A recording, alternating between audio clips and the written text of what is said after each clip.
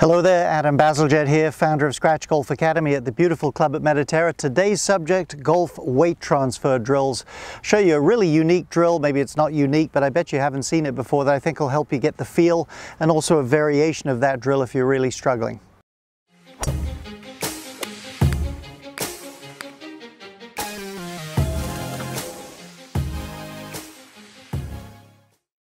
Very briefly, if you're new to the channel, perhaps you've watched the videos before but have never subscribed, we'd really appreciate it if you do that. It helps us build momentum, bring you free content. Also hit the little red bell there, then you'll be notified every time a new video is coming your way.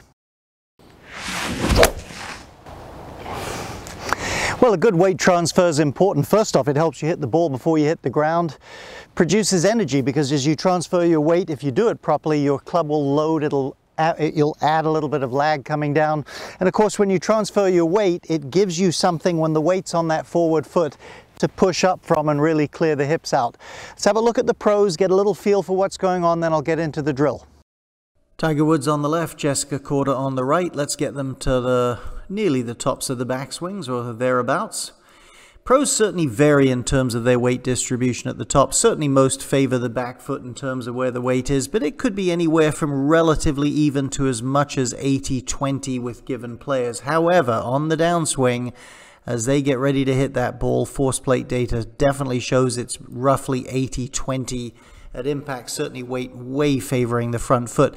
And when we watch them, and we look at force plate data, that is a significant surge of weight transfer at the very start of the downswing. Again, building to about 80-20. So you'll notice the pressure down into the ground. His hip both goes towards the target and rotates around him. Let's look at Jessica there. Yeah, same idea. You can see her really pushing forward and into the ground there from where she can rotate through. So like anything else, it's always about feel. So I'm going to use a shoe. It's a golf shoe. It's a soft shoe, which you need something fairly soft, probably something you don't want to damage too much either. And I'm going to place it so it's just under the ball of this front foot, just a little bit there. Not going to quite push down like I normally would at a dress, because I can tell when I push down that heel flops up in the air. Not only that, because I may not be looking at the shoe, I can feel something under my foot. There's a lot more heightened sense of awareness when there's something under there. So I'm going to set up so my weights maybe, I'm centered, but maybe a little bit more on this foot. And as I swing, smooth swing, I've got the ball on a tee, I'm going to feel that sense of popping the heel of this shoe up, what it feels like under my left foot. Let's try it here. That was the general idea. Again, heightened sense of awareness as to what's under the shoe.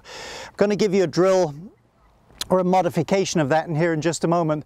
But let's briefly have a look at barriers to a good weight shift, because sometimes if you're doing certain things wrong, you probably aren't going to be able to transfer your weight properly anyway.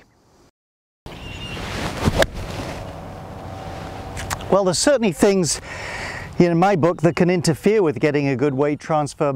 First on my list would be steepness. If your club's coming down too much this way as opposed to where it belongs over there, most likely, and with some justification, you're going to stand up a little bit to create space for it.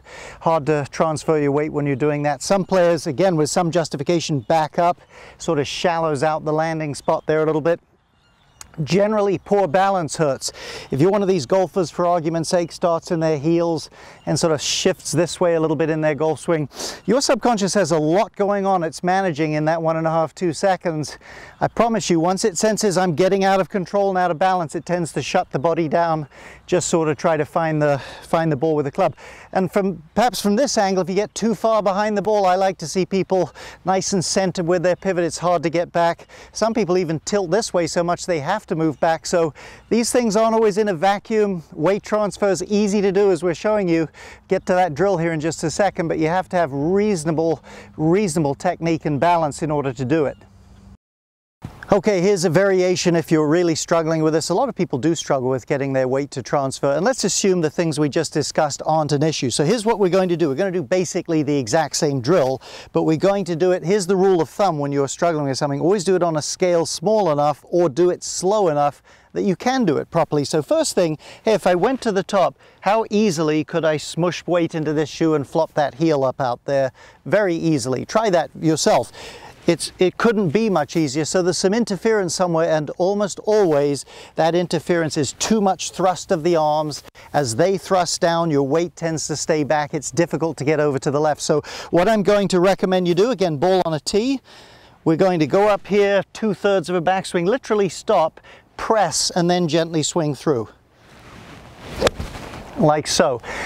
Now to me that felt like I was up there for 3 seconds with my arms. I bet it was hardly a pause at all, but I could really sense there was no interference from the thrusting arms. I could feel this and then just gently pick it off the tee there. Hang out with this drill. It's a fun drill. It'll help your golf game.